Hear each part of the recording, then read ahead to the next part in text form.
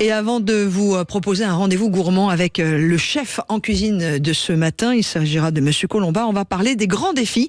Les grands défis, un rendez-vous que l'on vous propose tous les matins. Et aujourd'hui, on va parler tout simplement de l'impossible fin des guerres. La guerre Ukraine-Russie, la guerre évidemment à Gaza contre le Hamas et Israël. On en parle en ce début d'année puisqu'on se demande comment la situation en Ukraine, tout comme au Moyen-Orient, va évoluer. Les deux plus gros conflits du monde actuel influencent la stabilité mondiale. La France est concernée évidemment par l'aide matérielle qu'elle apporte à l'Ukraine et médicale aux civils de la bande de Gaza, mais aussi par la hausse des prix dus à des conflits. Alors à quand la fin des guerres serait-ce d'ailleurs pour 2024? On en parle avec vous, Guillaume Laganne. Bonjour. Bonjour. Vous êtes spécialiste des questions de défense et de relations internationales. Vous êtes également professeur agrégé d'histoire et maître de conférences à Sciences Po, auteur de questions internationales également en fiche. C'est aux éditions Ellipse. Alors évidemment, la première question, en quoi d'ailleurs ces deux conflits internationaux représentent un des grands défis de l'année 2024 pour la France ?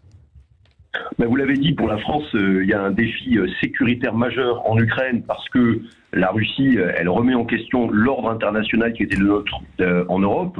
Donc il y a évidemment un défi, je dirais, juridique. Et puis il y a des conséquences économiques aussi qu'on a vu l'année dernière sur les prix de l'essence, les prix du gaz, les prix du pétrole. Et puis s'agissant de Israël, on a un autre défi qui peut avoir des conséquences pour nous sur le plan énergétique, mais aussi il ne faut pas oublier qu'on a en France la première communauté musulmane, la première communauté juive d'Europe, et donc il y a des répercussions malheureusement sur la politique intérieure qui sont importantes. Mais là en plus on a vraiment un regain de tension en plus entre Israël et l'Iran. Ça va de nouveau marquer également le conflit de cette année 2024, y compris pour la France.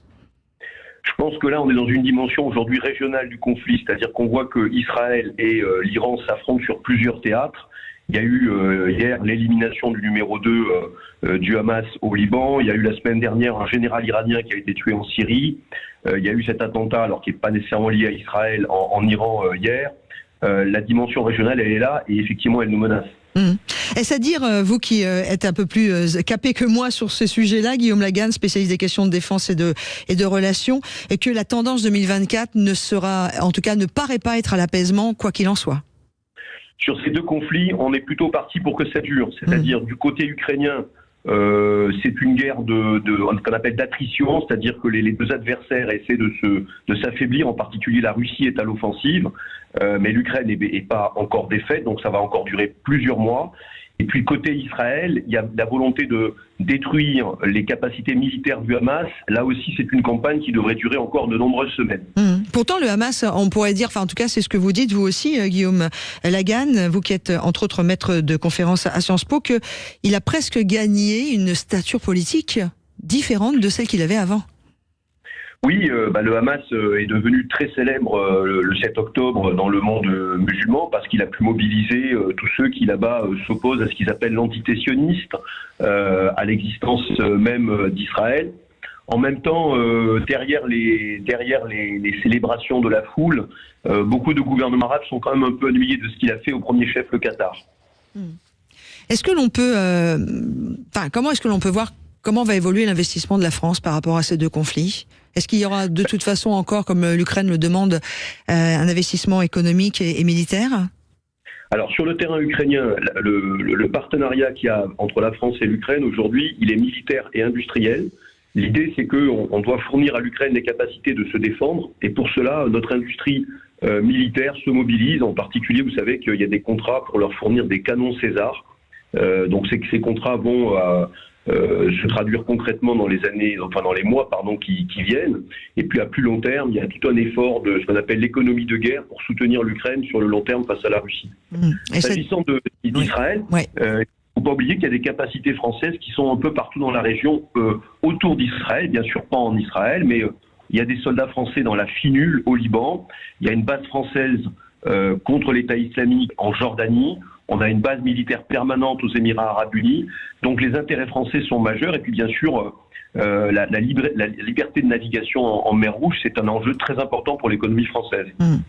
Évidemment, grand défi pour l'année 2024 avec tous les conflits importants qui se passent aujourd'hui. Si on prend juste à un niveau très citoyen, c'est-à-dire le mien, le vôtre, dans notre vie de tous les jours, on continuera à avoir des conséquences sur la montée des prix ou des produits qui vont de nouveau être moins accessibles? Oui, évidemment, ces conséquences en termes d'inflation, elles vont être un peu négatives pour nous. Maintenant, je crois qu'il faut aussi rester optimiste et il faut se dire que ces conflits nous touchent, mais indirectement. Le territoire français, pour l'instant, il n'est pas attaqué. Pourquoi il n'est pas attaqué? Notamment parce qu'on a des capacités militaires importantes. Et je pense que un des enjeux en 2024, c'est ce que le président Macron a dit un peu en travers sa thématique du réarmement, ça va être justement de remobiliser les capacités françaises pour permettre de peser sur la scène internationale. Ouais. Et là, on a un effort à faire en matière de défense. Merci beaucoup à Guillaume Laganne d'être intervenu sur Sud Radio pour répondre à ces questions concernant les grands défis de l'année 2024, l'impossible fin des guerres. Vous êtes spécialiste des questions de défense et de relations internationales, professeur agrégé d'histoire et maître de conférences à Sciences Po, auteur de Questions internationales en fiche aux éditions Ellipse. Je vous souhaite une belle année tout de même et une bonne journée avec Sud Radio.